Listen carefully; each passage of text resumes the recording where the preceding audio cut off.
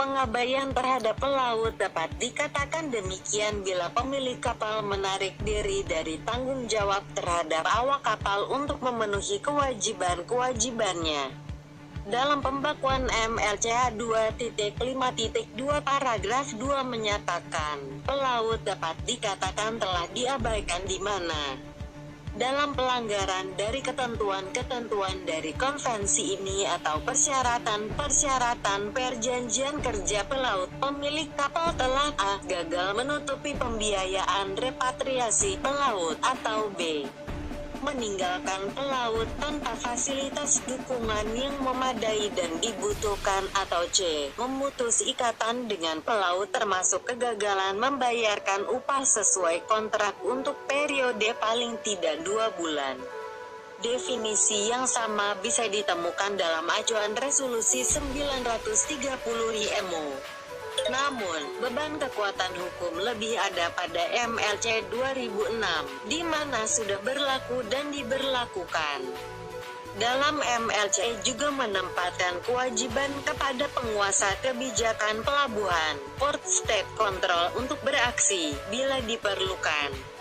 Pada saat di atas bendera kapal-kapal asing, para pelaut hak-haknya diabaikan. Jelas tertuang dalam acuan MLC 2.5.1.7 bahwa negara-negara yang meratifikasi MLC wajib untuk memfasilitasi pergantian, repatriasi pelaut yang menjual jasa di atas kapal dan singgah di pelabuhannya atau melewati teritorialnya atau perairan pedalaman.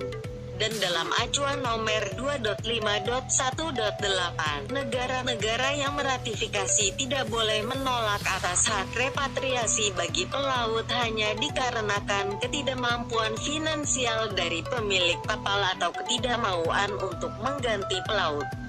Apa yang harus dilakukan dengan kasus pengabaian pelaut? 1. Kenali dengan sangat awal tanda-tanda pengabaian pelaut dan antisipasi dengan tepat, antara lain pengiriman bahan makanan, air dan BBM melambat dan awak kapal mulai tidak memahami kapan pengiriman berikutnya akan tiba. B. Awak kapal bekerja dengan kontrak kerja yang sudah kadaluarsa. C.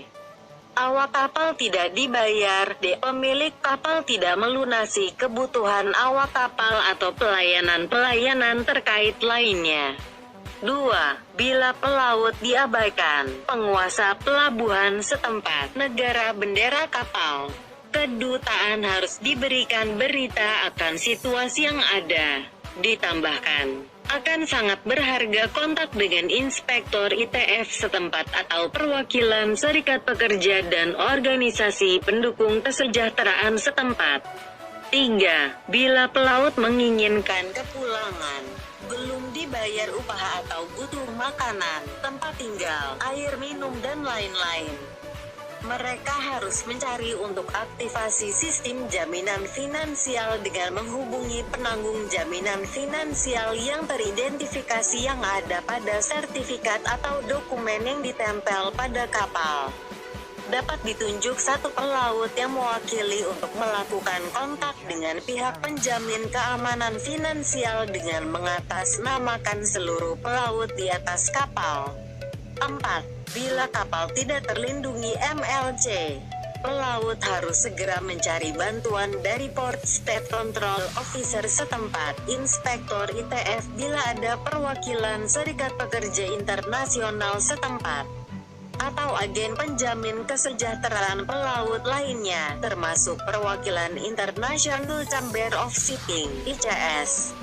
5. Laporkan status pengabaian pelaut kepada gabungan IMO/ILO Database DGN kategori Incident of Abandonment of Seafarers.